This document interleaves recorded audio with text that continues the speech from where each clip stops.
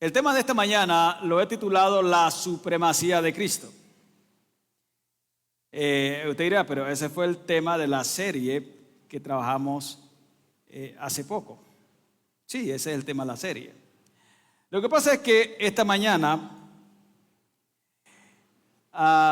el mensaje, los tantos semanas que pasamos en esa serie, hoy vamos a retomar la serie y vamos a predicar todos esos mensajes. Así que usted tiene que prepararse,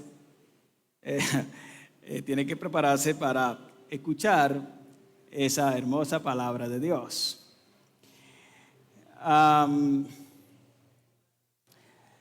En un solo mensaje voy a predicar todos los mensajes que hemos predicado de una perspectiva más práctica. Pero no se asuste, esperamos salir el tiempo determinado, 12:30, esperamos estar saliendo de aquí. En cuanto ese reloj está un poco mal, también siendo las 11:45. Así que bueno, que el Señor una vez más hoy esté hablando a nuestra vida. Lo que vamos a hacer hoy lo hemos hecho ya con la serie. Normalmente cuando el último sermón relacionado con esa serie es retomamos prácticamente todo lo que hemos predicado. Mucho de lo que hemos predicado para sintetizar en un mensaje, procurando que el hermano quede con ese mensaje y allí se cierra ya ese ciclo para luego empezar el siguiente. La próxima serie que estaremos hablando de Colosenses, que está basado en el libro de Colosenses, será la exaltación de Cristo. La exaltación de Cristo. Y luego trabajaremos otra serie que llama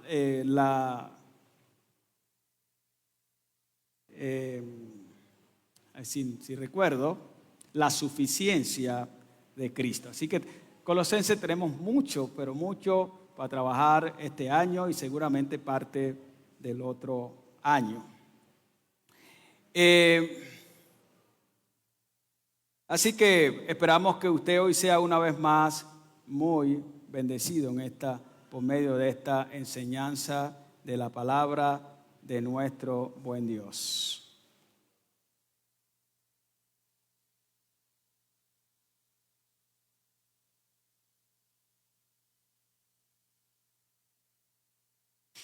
Bueno, corría por allá el año 60, cuando esta carta fue la carta de Colosenses, el libro de Colosenses, una carta, fue escrita a la iglesia que está ubicada allá en la ciudad de Colosa, al sur de la provincia de Asia Menor. Esta iglesia tuvo su origen bajo los 3 años de ministerio de Pablo en Éfeso, en cuando hay que aclarar que no fue Pablo que estableció esa iglesia, solo que fue allí donde Epafras se convirtió en el ministerio de Pablo, se convirtió a Cristo y fue instruido para el ministerio misionológico. Bueno, fue bajo el ministerio de Pablo, de Epafras, que la iglesia de Colosa se fundó. Esa iglesia hermosa en esa provincia de Asia Menor. Normalmente Pablo, Pablo estando preso, normalmente recibía visitas de muchas partes del mundo. La gente venía a oír el evangelio y muchos otros venían a ser instruidos para estar mejor enseñado en la doctrina. Y fue allí donde Epafras, en este tiempo, Epafras viajó por 1900 kilómetros para visitar a Pablo en Roma y estamos hablando de Romanos 4, 12 y 13. Allí, en esa visita, le entrega un reporte al apóstol Pablo de cómo está la iglesia. Le entrega un reporte del estado de la iglesia y también, no solamente de cómo está la iglesia, sino también le habla de unas tremendas herejías latentes, dobles, que están circulando y que pueden hacer demasiado daño a la iglesia. Se cree que, la iglesia no había caído en estas herejías, pero estaban siendo amenazantes y podía la iglesia caer en cierta manera, porque hay personas que ya están mirando eso. ¿De dónde venían esas herejías? Esas herejías venían en primer lugar del paganismo, del paganismo filosófico. Había maestros falsos enseñando que Cristo era un descendiente de Dios, siendo menos que Dios, y que Cristo solo no era suficiente lo que ellos decían o lo que ellos pensaban. Por lo tanto, se necesitaba a Cristo más conocimiento, Cristo más visiones, Cristo más misterios, Cristo más dioses, Cristo más ángeles, Cristo algo más y algo más y algo más, porque Cristo solo no era suficiente.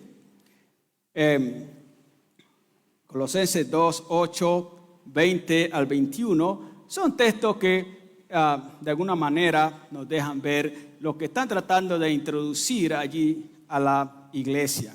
El segundo peligro venía de los judaizantes, que realmente hay un grave peligro con esta gente que decían judíos, pero también que estaban abrazando en cierta manera unas creencias y ponían en peligro la iglesia.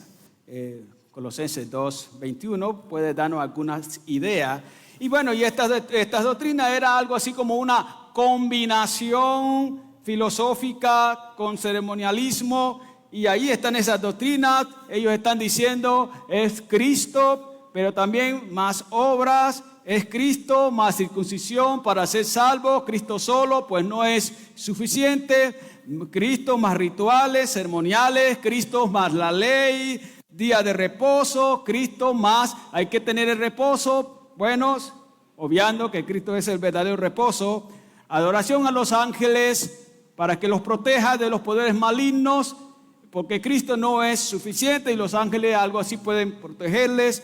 Experiencias místicas necesarias, decían ellos, para la fe, etcétera, etcétera, etcétera. Todos estos falsos maestros, con estas muchísimas herejías por un lado y por el otro, que están allí asediando la iglesia.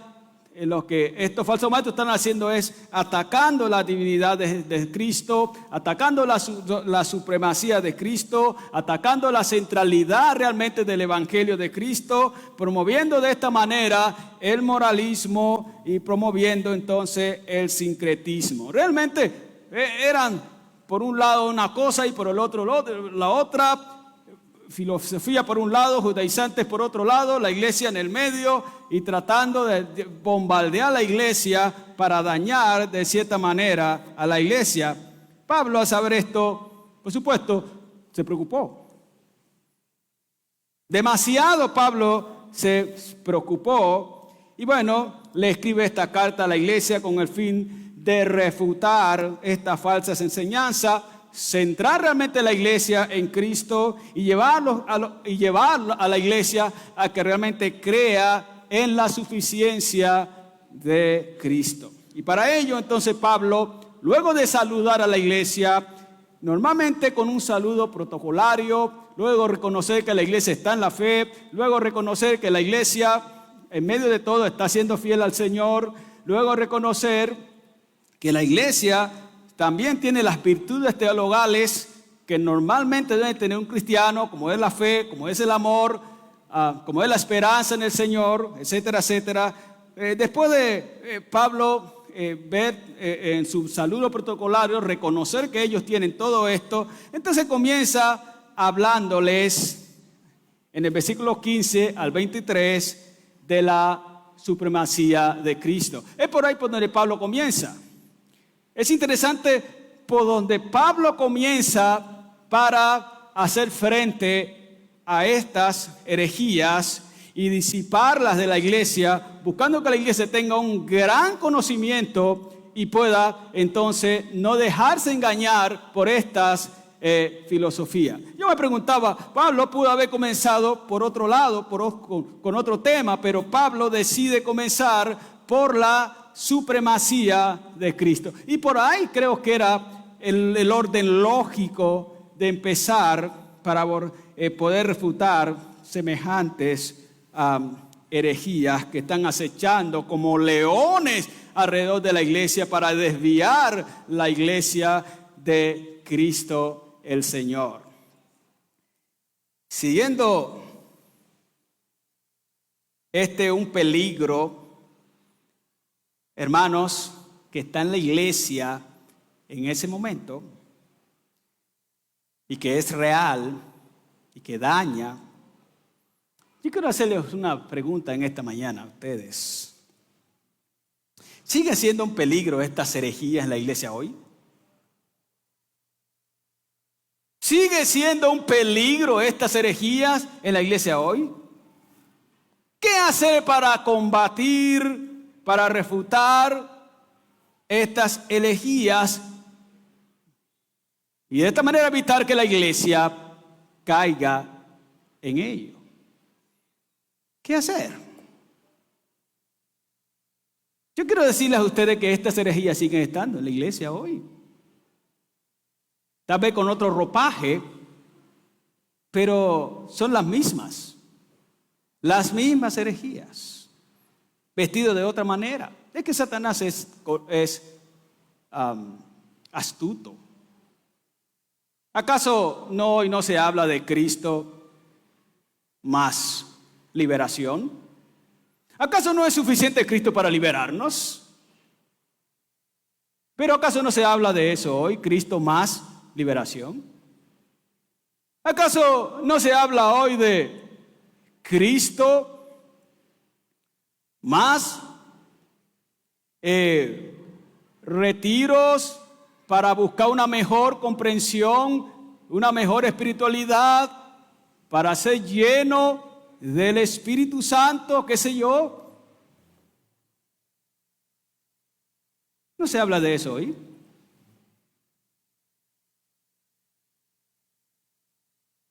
¿Acaso no se habla hoy de Cristo más buenas obras para ser salvo? ¿Acaso no se habla hoy de Cristo más los guardianes, ángeles guardianes que nos ayuden? Etcétera, etcétera, etcétera. Cristo más, Cristo más, Cristo más, Cristo y una cosa más, diciendo que Cristo no es suficiente. Bueno, ¿acaso no escuchamos hoy que Cristo apenas es creado? ¿No escuchamos eso hoy? Cristo creado. ¿No escuchamos eso hoy? ¿Qué hacer para refutar esas falsas enseñanzas de la iglesia? Entonces, por favor, acompáñenme allá a Filipenses, a Colosenses, capítulo 1, versículo 15, en adelante. Dice, quien es la imagen del Dios invisible, el primogénito de toda criatura, porque por él fueron creadas todas las cosas que están en los cielos y que están en la tierra, visibles e invisibles. Sean tronos, sean señores, señoríos, sean principados, sean potestades, todo fue creado por medio de él y para él. Y él es antes que todas las cosas, y por él todas las cosas subsisten. Y él es la cabeza del cuerpo de la iglesia, el que es el principio, el primogénito de los muertos, para que en todo tenga la preeminencia. Por cuanto agradó al Padre que en él habitase toda la plenitud. Por medio de él reconciliar consigo todas las cosas, haciendo la paz mediante la sangre de su cruz. Por medio de él, así lo que está en la tierra como lo que está en los cielos. A vosotros también, que erais en otro tiempo extraños y enemigos en vuestras mentes y por las malas obras, ahora sin embargo os ha reconciliado en el cuerpo de su carne por medio de la muerte, para preservaros santos y sin mancha e irreprensibles delante de él. Y en verdad, si en verdad permanecéis fundados, firmes en la fe, y sin moveros de la esperanza del evangelio que habéis oído, el cual es predicado a toda criatura que está debajo del cielo, del cual yo, Pablo, fui hecho ministro.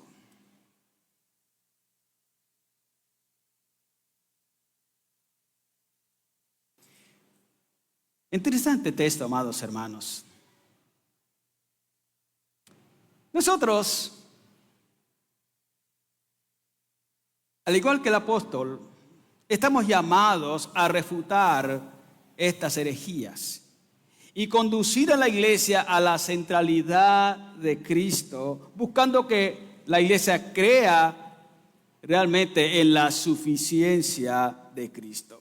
Bueno, en estos textos el apóstol Pablo nos insta a la iglesia, nos insta a nosotros a empezar por donde él empezó. Nos insta a empezar, repito esto, por donde él empezó. Es decir, iniciar enseñando sobre la supremacía de Cristo con el fin de conducir a la iglesia a que crea en la supremacía de Cristo en todo. Cristo supremo en todo. Puesto que Cristo entonces es supremo, nosotros debemos creer en la supremacía de Cristo sobre todo. Nosotros debemos creer en la supremacía de Cristo sobre todo. Y las razones para creer en la supremacía de Cristo son tres. La primera razón es la supremacía de Cristo en la creación. Cristo, amados, es supremo sobre la creación. Nosotros debemos tener claro eso, amados. ¿Qué hace que Cristo sea supremo en la creación? Nota lo que dice el versículo 15 al 17. Esos textos nos indican claramente que Cristo es supremo sobre la creación. La iglesia debía conocer quién es Cristo. Y Pablo le dice a la iglesia, aquí en este texto, verdaderamente que Cristo es la imagen de Dios. Pablo está diciendo, Cristo es la verdadera imagen de Dios. 15 a 17. Con la palabra imagen, Pablo le dice a la iglesia que Cristo es la revelación única. Cristo es la perfecta y completa revelación del Dios verdadero e invisible. Eso es lo que Pablo le está diciendo a la iglesia.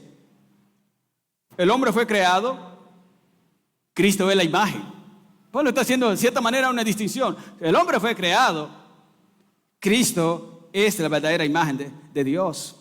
Con esta afirmación Pablo está atacando realmente las enseñanzas heréticas, filosóficas, que creían que Cristo, apenas es un ángel, siendo menos que Dios. Que Cristo sea la imagen de Dios, lo hace supremo, amados, sobre la creación. El doctor Henry dice, en Cristo es que se puede. Eso es lo que el creyente debe creer. Y es lo que tú debes creer. ¿Lo crees tú? Cristo es el único que tiene todos los atributos de Dios. Por lo tanto, es la verdadera imagen del Dios invisible. Cristo es el único. Mire lo que dice Hebreos 1:3. El creyente tiene que evitar buscar a Dios en otra parte que no sea Cristo. Es terrible que hoy se tienen unas imágenes para buscar a Dios a través de ellas, es incorrecto buscar dirigirme a Dios teniendo en mente una imagen que no sea Cristo. Incorrecto. Cristo es la única imagen de Dios. Es ante Él que tenemos que postrarnos. Es a Él que tenemos que adorar.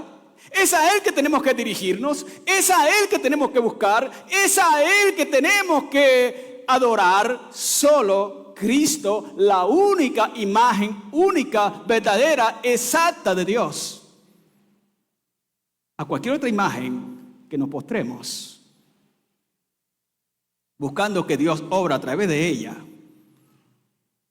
es una blasfemia, es un error, es inconcebible, es incorrecto, es profanar. Ese no es. Hay una sola y única imagen de Dios, y ese es Cristo el Señor. Note, amado hermano, claramente lo que nos dice el texto. ¿Quién es la imagen del Dios invisible? Cristo. No hay varias imágenes. No hay varias imágenes.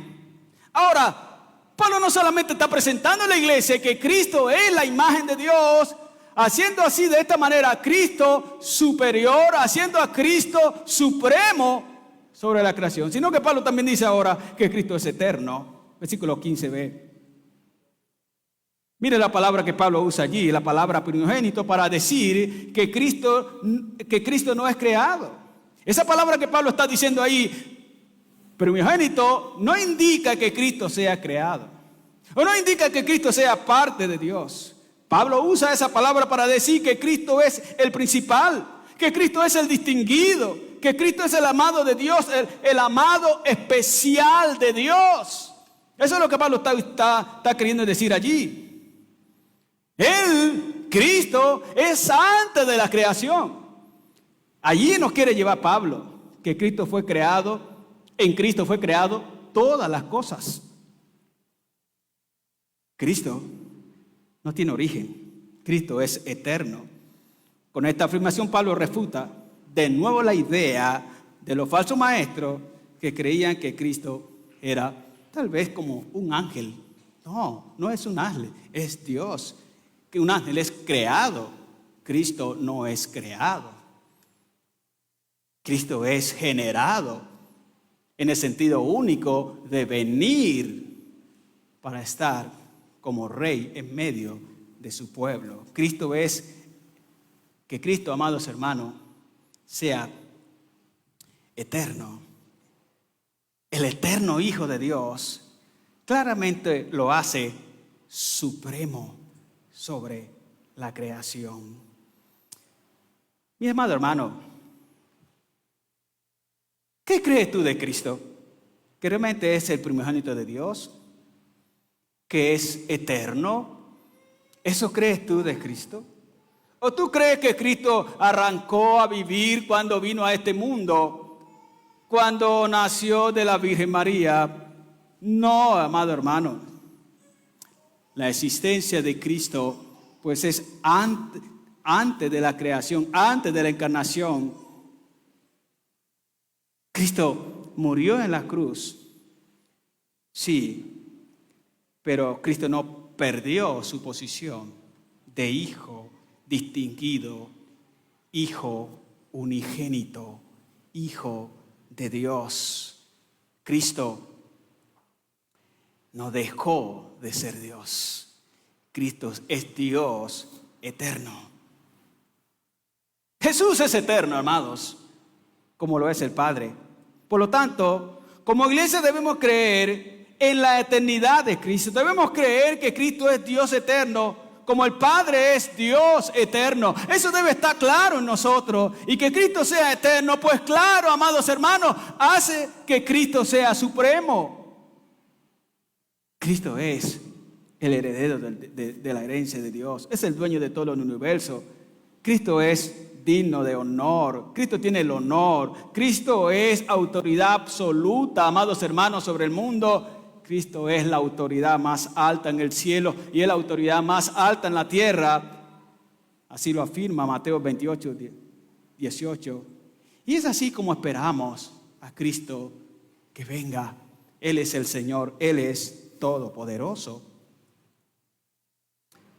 Ahora Pablo no solamente le presenta a la iglesia a Cristo como la imagen de Dios y a Cristo como el eterno Hijo de Dios, sino que también Pablo le dice a la iglesia que Cristo es el creador del mundo.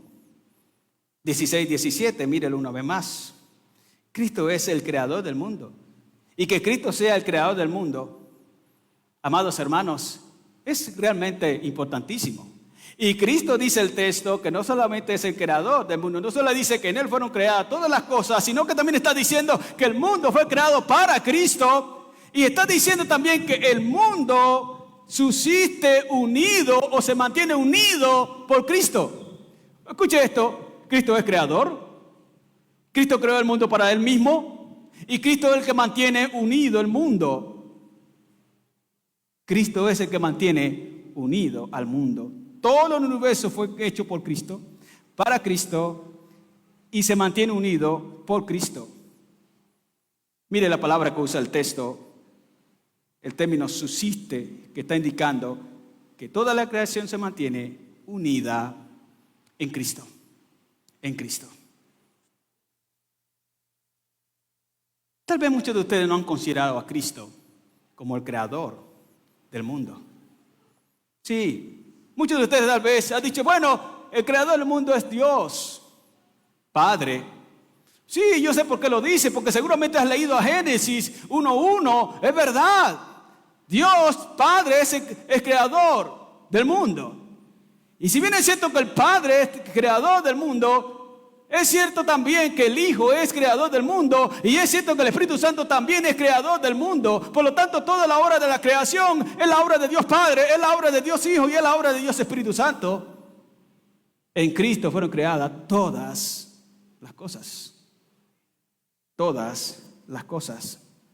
Es un hecho entonces que el mundo fue creado por Cristo, para Cristo, y se mantiene unido por Cristo. Y al final, pues Él restaurará todas las cosas para su propia gloria, para su propia alabanza. Y allí nosotros disfrutaremos de ello. Amén. Ahora, luego de considerar la primera razón para creer en la supremacía de Cristo, es decir, Cristo es supremo porque es creador, ahora entonces consideremos la segunda razón para creer en la supremacía de Cristo. La segunda razón es la supremacía de Cristo sobre su iglesia. Hermanos, Cristo es supremo sobre su iglesia. Cristo es supremo sobre su iglesia. Y yo pregunto una vez más, ahora, ¿qué hace a Cristo, qué hace que Cristo sea supremo sobre su iglesia? Mira una vez más el versículo 18. Pablo dice a la iglesia que Cristo es la cabeza de la iglesia. Y eso hace a Cristo supremo de la iglesia. Es la cabeza. La palabra cabeza indica autoridad, dirección. Cristo, como cabeza de la iglesia, le da dirección a la iglesia, que es su cuerpo. La iglesia se dirige por Cristo. Y es a Cristo que la iglesia debe adorar. Es a Cristo que la iglesia debe adorar. Los falsos maestros decían que había que adorar a los ángeles para que los protegiera. Y no es a los ángeles. Y entonces, bueno, a Cristo es uno de los adorables porque era como un ángel. No. Pablo dice, Cristo es la cabeza. Y a Él es el único que hay que adorar. En esta posición los falsos maestros estaban muy equivocados. No es a ángeles. Mire el versículo una vez más, 2, 10, 18 y 19. Ellos están en un error y quieren inducir a la iglesia a un error. Pablo dice, Cristo es la cabeza. Y cuando dice que Cristo es la cabeza, está mostrando que los creyentes están unidos a Cristo y comparten su poder y comparten autoridad con Él. Por lo tanto, Cristo es la cabeza y esto hace supremo a Cristo sobre la iglesia. Y es a Él que la iglesia debe adorar, a Cristo y solamente a Cristo. Nadie más, sino a Cristo. John MacArthur dice, así como un cuerpo controla desde el cerebro, Cristo controla cada parte de la iglesia para darle vida y dirección. Yo estoy de acuerdo, es verdad. Cristo es el único que da dirección a su iglesia. Hermanos, Cristo es la única cabeza de la iglesia. Cristo le dio vida a la iglesia, muriendo Él en la cruz por la iglesia. Cristo sustenta a la iglesia. Cristo provee dirección a la iglesia. Cristo es el Señor de la iglesia. Amados, nadie más es Señor de la iglesia. Nadie más conduce la iglesia en su totalidad. Nadie más lo hace. Es Cristo. Cristo es el director supremo de la iglesia. Y que Cristo sea la autoridad que guía, que domina, que conduce a su iglesia. Hermanos, claramente eso lo hace supremo en su iglesia. Y por lo tanto nosotros debemos creer que Cristo está proveyendo dirección a la iglesia constantemente. Debemos creer que Cristo está conduciendo a la iglesia. No somos una célula suelta, que esté suelta por ahí, donde está en manos de unas personas que son llamados predicadores, pastores. Sí, Él ha levantado pastores para su iglesia, pero los pastores están bajo la dirección de Cristo, bajo la dirección del Espíritu Santo. Es Cristo mismo dirigiendo su iglesia, porque Él es el Señor de su iglesia. La iglesia no está en manos de hombres. Él es el dueño de su iglesia y la iglesia está en manos de Cristo hoy, ayer, hoy y mañana. Cristo siempre es el supremo sobre su iglesia. Y Pablo no solamente dice que Él es, amados hermanos, no solamente Pablo dice que Cristo es la cabeza de la iglesia, sino que Pablo dice también que Cristo es el creador de su iglesia. Cristo es el que dio origen a su iglesia. Cristo es, amados hermanos, el que dio realmente origen a su iglesia. Mire una vez más el texto mencionado. Que la iglesia, mire el versículo 18. Con esa afirmación que Pablo está diciendo allí, el principio, Pablo está indicando que la iglesia tiene su origen en Cristo. Él es el principio. La iglesia tiene su origen en Cristo. La iglesia es realmente la nueva creación de Dios. La iglesia empezó en Cristo. Cristo es el creador de la iglesia. Cristo es la fuente única de la iglesia. La iglesia nace por Cristo.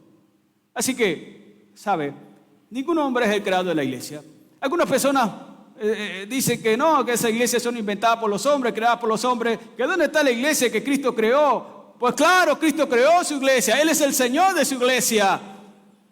Cuando habla que los pastores están en la iglesia, dice, Dios los ha puesto como pastores, como obispos en la iglesia, que es su iglesia, dice claramente su palabra.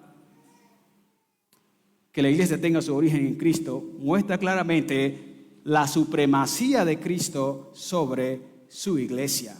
Mis amados hermanos, al igual que el mundo entero tuvo su origen en Cristo, la iglesia tuvo su origen en Cristo.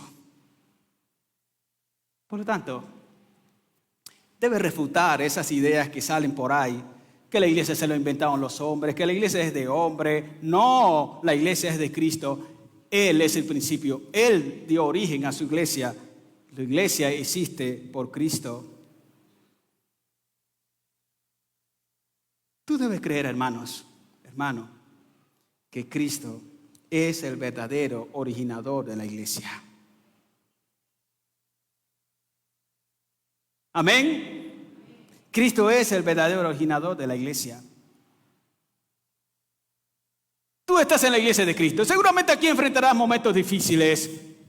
Y siempre vas a pensar, Cristo me ha hecho parte de tu iglesia. Y de hecho, dice la palabra que Él nos añade, que Él añade a su iglesia lo que han de ser salvos. Nadie puede añadir a su iglesia, nadie, ningún hombre, ningún hombre. Tú no eres añadido por ninguno de nosotros aquí. Es Cristo que te ha añadido y Él añadía a su iglesia lo que habían de ser salvos. Es Él que añade a su iglesia. Él es el dueño de su iglesia. Él añade a su iglesia para que su iglesia esté con Él por toda la eternidad.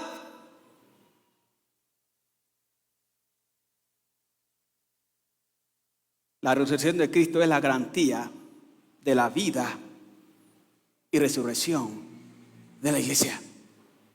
Bendito Cristo. Él es el Señor de su iglesia. Ahora, Pablo no solamente está diciendo que Cristo es el creador de su iglesia, que Cristo es la cabeza de la iglesia, sino que Cristo también dice que la iglesia fue creada para Cristo.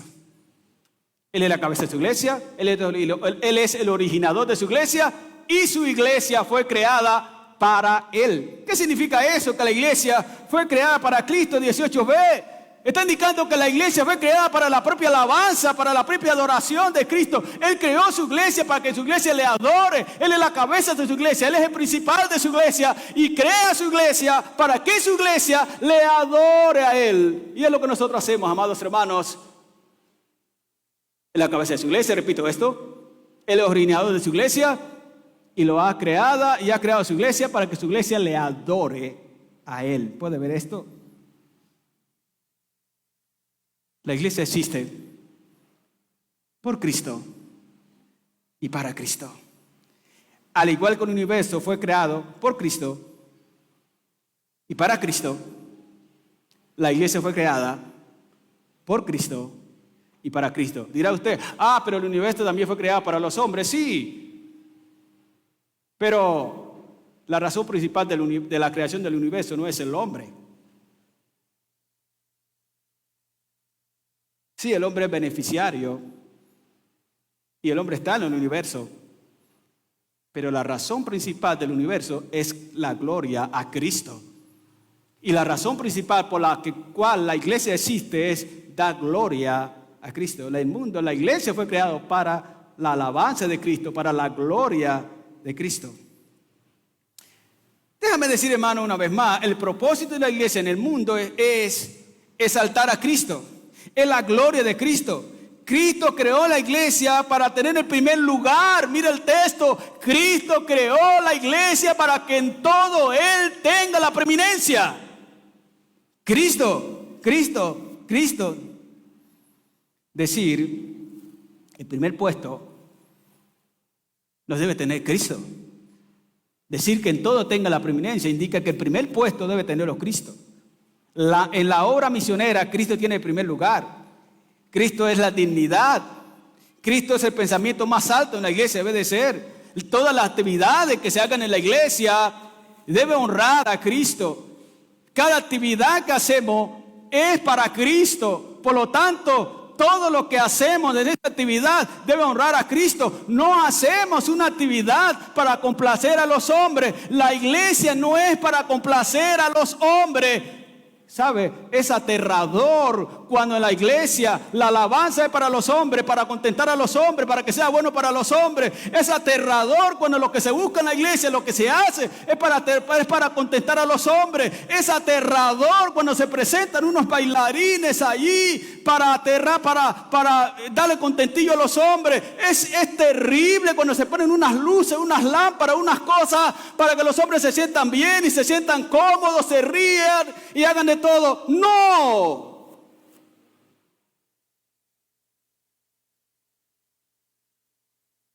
La iglesia,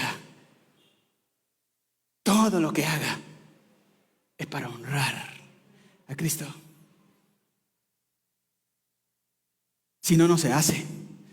Si la motivación no es Cristo. Por eso todo lo que la iglesia va a hacer, primero debe decir esto: en qué honra a Cristo, en qué glorifica a Cristo. Todo es a Cristo. Amén. En todo Cristo debe tener el primer puesto. Amados hermanos, que la iglesia hoy tenga vida, que hoy nosotros, que antes estábamos esclavos del pecado, esclavos de Satanás, tengamos la victoria sobre la muerte. En la segunda venida de Cristo resucitemos. Esa es gracia a la obra de Cristo y a su propósito eterno al crear su iglesia. Entonces, ¿qué tenemos que decir? La iglesia existe por Cristo y para Cristo, para exaltar a Cristo, glorificar a Cristo. Todo lo que se haga en la iglesia debe honrar a Cristo, adorar a Cristo, servir a Cristo. Todo lo que se haga en la iglesia debe ser para glorificar a Cristo. Los cantos deben ser para adorar a Cristo. La lectura es para adorar a Cristo. Los testimonios es para adorar a Cristo. Los trabajos sociales que la iglesia haga debe ser para adorar a Cristo. Todo es para Cristo. Todo es para Cristo. Nada que no sea para Cristo debe hacerse en la iglesia. Amén. Nada. Entonces, esto indica que Cristo es supremo sobre la iglesia.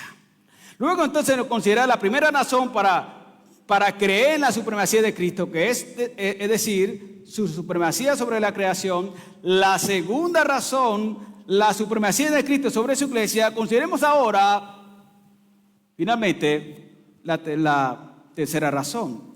La tercera razón es la supremacía de Cristo en la redención del pecador. Tenemos que decir y afirmar categóricamente que Cristo es supremo sobre la redención. Lo es. Lo es. Ahora, ¿qué es lo que hace que Cristo sea supremo sobre la redención del pecador? Note versículos 19 al 21. La redención del pecador se da solo en Cristo. El apóstol Pablo presenta a Cristo como la total plenitud de Dios en esos pasajes, el único medio de comunión con Dios luego de su obra redentiva. Cristo, versículos 19 y 20. Al decir Pablo que en Cristo reside toda la plenitud de la deidad, está afirmando que Dios aprobó que en Cristo habitase toda la sabiduría, todo el poder, toda la gloria, y que los hombres solo pueden tener comunión únicamente por medio de Cristo. No como decían los falsos maestros, que los hombres podían tener comunión, como Cristo era una emanación, los hombres podían tener comunión por otros medios, porque habían varias emanaciones y los hombres, cualquiera de la vía que podía tomar, Cristo, ángeles y otros más, pero también la sabiduría, el conocimiento, etcétera, todos estos medios eran para podían llegar el hombre a Dios. No. Pablo dice, no, es Cristo, en Cristo reside toda la plenitud de Dios. Y es en Cristo que el hombre puede tener comunión con Dios, solamente en Cristo. De esta manera refutando que Cristo no es una emanación de las tantas que ellos creían que eran. Cristo es el único que puede obrar redención, rescatar al hombre del pecado y llevarlo a una comunión verdadera con Dios. Que Cristo entonces nos ponga en comunión con Dios señala su supremacía, señala realmente su supremacía. Mis amados hermanos, todo lo que Dios es, está en Cristo. ¿Entiende esto? Todo lo que Dios es, está en Cristo. Toda su gloria, toda su esencia, toda su divinidad, todo está en Cristo. Cristo derrotó el pecado en la cruz y te puso a ti y a mí en comunión con Dios. Eso es evidencia de la supremacía de Cristo sobre la redención. Dios satisfizo su justicia en la obra de redención de Cristo en la cruz. Ahora, fíjate, tú y yo somos amigos de Dios, tenemos comunión con Dios por medio de su palabra, por medio de la oración. Ahora estamos en comunión continua con Dios y lo estaremos por el resto de la eternidad. No es así, amados hermanos. No por un tiempo, por el resto de la eternidad. La obra de la redención de Cristo tiene como propósito la restauración, la restauración de la relación del pecador con Dios. Dios nos ha redimido y Él tiene un propósito a redimirnos, y es que restauremos la relación, nuestra comunión con Él, la relación con Él. La restauración se da por medio de la muerte física y corporal de Cristo. El hombre no podía ser restaurado su relación, o la relación del hombre no podía ser restaurada con Dios sin la muerte física de Cristo. Pablo usa la palabra reconciliar, y eso traduce un cambio de relación del pecador con Dios. Por medio de la obra de Cristo, el pecador ya no está en un estado de enemistad con Dios, sino ahora está en un estado de amistad con Dios al creer en Cristo y seguirle. Pablo claramente lo afirma, por medio de la muerte de Cristo. Tenía que haber muerte según la naturaleza humana. Tenía que haber un parentesco. La plenitud de la divinidad que mora en Él nos ha reconciliado. Reconciliación solamente por medio de Cristo. Así que, amados hermanos, la cruz de Cristo en la cruz, la muerte de Cristo en la cruz, tenía como propósito restaurar nuestra relación con Dios. Y que Cristo haya conseguido esa restauración de nuestra relación con Dios, que ahora tú y yo tengamos comunión con Dios, que ahora tú y yo tengamos nuestra relación restaurada con Dios. Eso es una clara evidencia de la supremacía de Cristo sobre la redención del pecador. Puedes ver ahora que tienes amistad con Dios. Puedes ver ahora que puedes relacionarte con Dios. Puedes ver ahora que puedes ir a Dios. Puedes ver ahora que puedes constantemente hablar con Dios sin ningún temor, sin ningún pánico, pensando ahora Dios me va a consumir, ahora Dios me va a acabar, ahora Dios me va a desaparecer. No pasará contigo que has creído en Cristo. Ahora sí pasará con los que no han creído en Cristo. Todos los que mueren sin Cristo están expuestos a la santísima ira de Dios. Todos los que están en este mundo sin Cristo están bajo la ira de Dios. Y por supuesto que habrá un juicio. Dios traerá juicio sobre el pecador. La sentencia ya está. Todo está listo. Y el día determinado, Dios traerá juicio y castigará a todos los pecadores que rehusaron creer en Cristo. El camino realmente es Cristo. La obra de redención de Cristo tiene como propósito no solamente la santificación del pecador. Escuche bien esto. Mira lo que dice el versículo 22. La obra de Cristo en la cruz no solamente tiene como propósito que el hombre restaure su relación con Dios, sino que el hombre también sea santificado para Cristo. Santificado para Cristo. Mire los términos que aparecen ahí, versículo 22. Los tres términos que Pablo aquí usa, santo, sin mancha, irreprensible, indican una pureza total. Pureza total. Pablo indica aquí que Cristo, por medio de su sacrificio perfecto, logró este fruto de vida, este fruto de santificación para su pueblo. Él tiene como meta la santificación de su pueblo.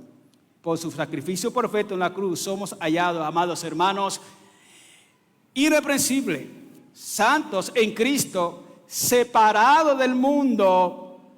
Y que Cristo haya hecho esto, amados hermanos, que Cristo logre nuestra santificación, siendo nosotros los que éramos corruptos, pecadores, amadores del mundo, es una clara evidencia de la supremacía de Cristo en la redención. Clara supremacía de Cristo sobre la redención. Amados hermanos, Cristo consiguió nuestra santificación por medio del sacrificio perfecto de Cristo. Él consiguió nuestra santificación. Tú y yo no éramos santos. Estábamos apartados de Dios, separados de Dios, amando la impiedad. Pero fíjate lo que ha pasado hoy. Ahora estamos llamados a ser santos. Somos santos en Cristo. Dirás tú, ¿yo santo? Sí, si tú has creído en Cristo, eres santo. Santo, apartado de Dios. Santo significa apartado para Cristo, apartado para Dios. Y Cristo ha conseguido esto en nosotros. Hemos sido separados del mundo para Dios. Tú eres santo. Así que puedes decir a tu hermano, santo. Recuerdo una vez que yo mencioné esto a alguien, dijo, yo, santo. No se lo creía. Créelo. Eres un santo de Dios. Eres una santa de Dios. Si no eres santo de Dios, entonces de todas maneras sigue siendo santo, porque la etimología de la palabra santo no significa solamente para Dios, sino también para la impiedad. Así que si no estás apartado para Dios, estás apartado para el mundo, sirves al mundo. Recuerda la otra vez que decía la palabra santo, le decían santas a las prostitutas, trabajadoras sexuales del templo. Decían santas. Sí, ¿cómo? Santas, eran santas. Las santas prostitutas. Lo que indica que ellas están apartadas para ese oficio.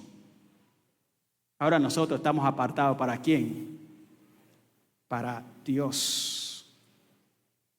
Amén, amados hermanos. En Cristo somos los santos de Dios. Por lo tanto, estamos llamados a vivir en santidad para Dios. Permítanme, hermano, concluir en esta mañana. Entonces, considerando que en esta mañana hemos visto la supremacía de Cristo sobre la creación del mundo, la supremacía, es decir, estamos diciendo que el mundo fue creado por Cristo, por medio de Cristo, para Cristo.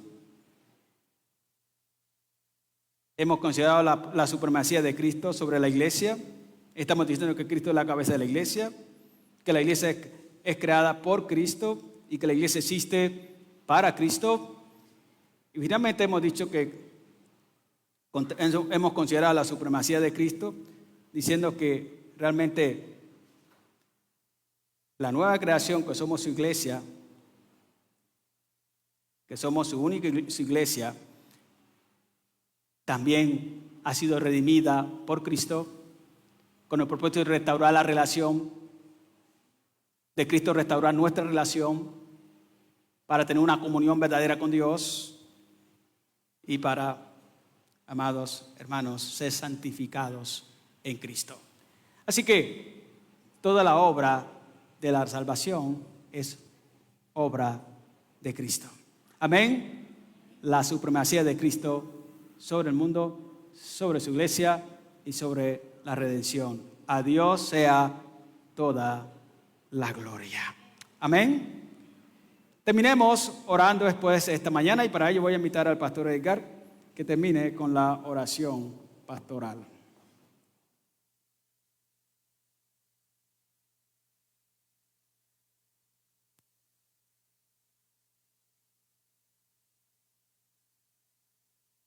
Sí, hermanos, antes de pasar a leer y orar, quiero recordarle a los hermanos que están en los grupos de conexión, al líder, al anfitrión y al asistente, que ahora seguido tenemos la reunión de los grupos de conexión. Y también recordarle a los misioneros y plantadores que este jueves también tenemos reunión. Yo les enviaré la invitación. Bien, para este momento quiero que leamos el libro de Reyes, capítulo 8, versículo 54.